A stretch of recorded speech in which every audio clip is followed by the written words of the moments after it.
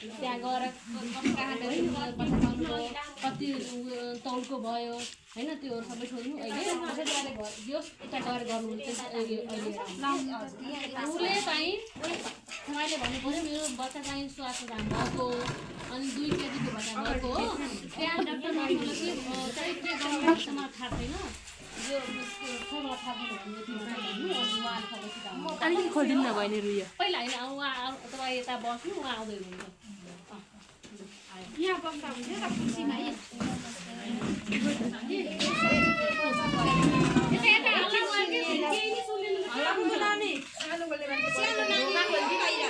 अलिक जोडले बोल्नु तपाईँहरू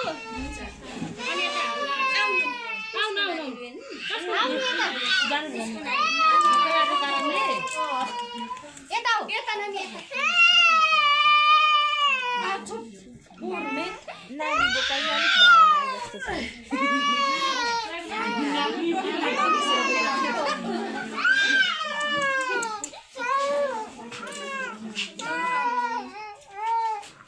बहिनी तपाईँको बच्चा भएछ कहाँनिर भयो कुन हस्पिटलमा भयो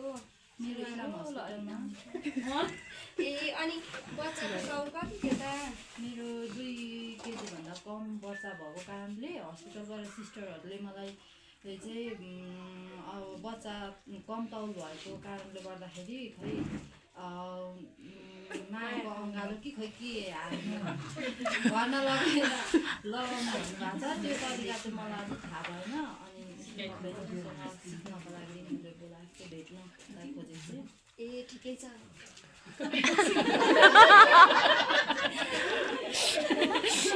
सिकाउनु पर्यो ठिकठाक आउनुभएको छ त्यसको लागि तपाईँलाई धन्यवाद छ म तपाईँलाई सिकाउँछु तपाईँले सहयोग गर्नु होला म भने जस्तो गर्नु होला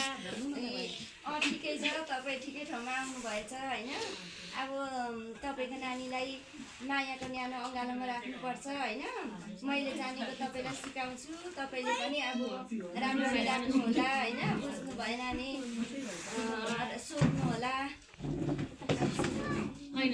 यति कहाँ सिकाइन्छ के गरे किन गर्नुहुन्छ यो अब उसले भन्नु अब उसलाई थाहा छैन यो किन गर्ने के को लागि गर्ने त्यो कुरा सिकाउनु पऱ्यो नि चाहिँ फाइदा गर्नु पहिला नानीलाई चाहिँ यस्तै होइन तपाईँको नानीलाई तौल बढाउनु फाइदा गर्छ अनि श्वास प्रश्वासमा पनि फाइदा हुन्छ शीतङ्ग हुनबाट बचाउँछ सङ्क्रमणबाट बचाउँछ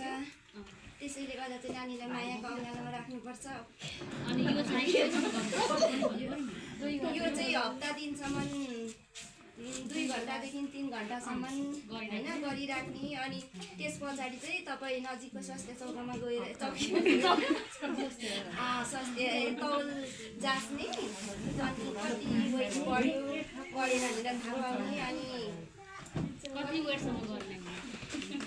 कति वेट छ कति तौलसम्म गर्ने 25 ग्राम 2.5 केजीसम्म चाहिँ नपुगेको तौलसम्म चाहिँ गरिराख्नु पर्यो मायाको अँगालोमा राखिराख्नु पर्यो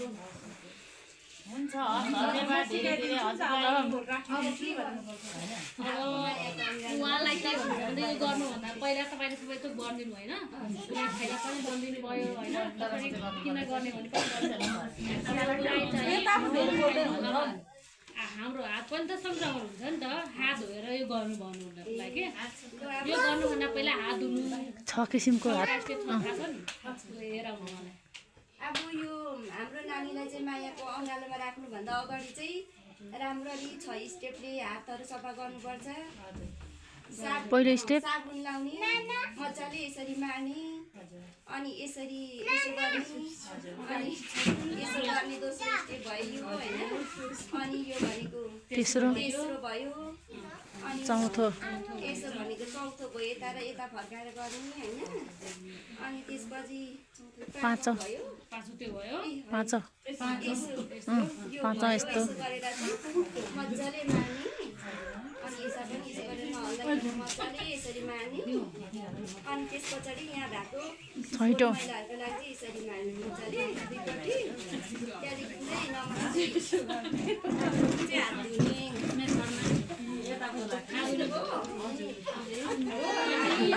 यसको लागि तपाईँले के यता शान्त सबैजना सुन्नु तपाईँलाई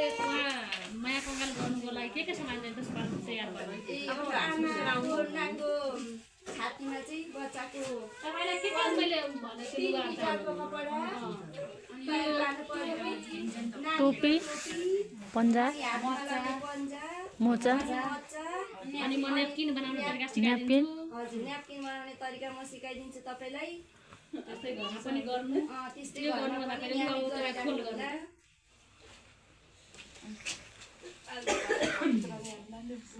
यो 3 मिनेटको लुगा सुत्तीको हुन सक्छ वा फाटीको पनि हुन सकिन्छ ल जुन भए पनि हुन्छ यसरी नानीको आमाले मजाले हेर्नु होला यसरी गर्नु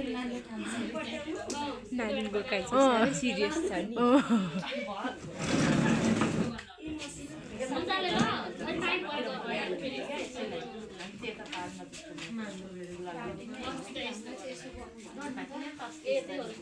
हुन्छ यहाँ त्यसकै लागि आएको छौँ सहयोगको तपाईँको लागि सहयोग हुनुको लागि हामीले सिकाउनेकै लागि आएको छौँ नि त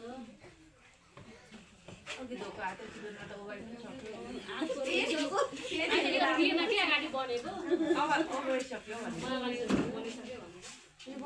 आफू बुझ्नु पर्यो सिक्ने क्रम जारी छ गर्नुपर्छ कतिखेर के भन्नुपर्छ भन्दाखेरि तपाईँलाई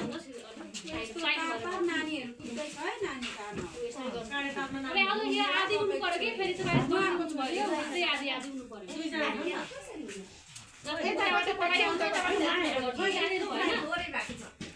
गर्नु पर्छ त्यही भनेको दुइटैबाट आधी आधी हुनु एउटाबाट धेरै भयो एउटाबाट कम्ती गर्नु मिसले नपटाउनु न त नि तपाईँ नपठाउनु टाइट हुनु तपाईँ टाइट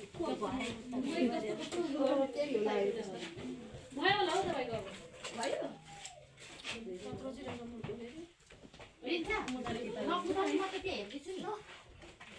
ल ल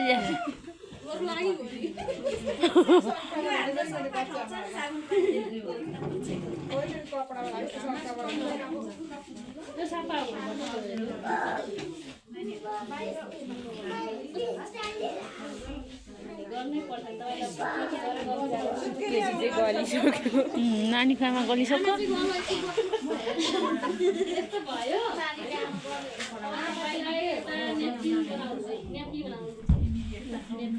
पोते ठोक्यो नि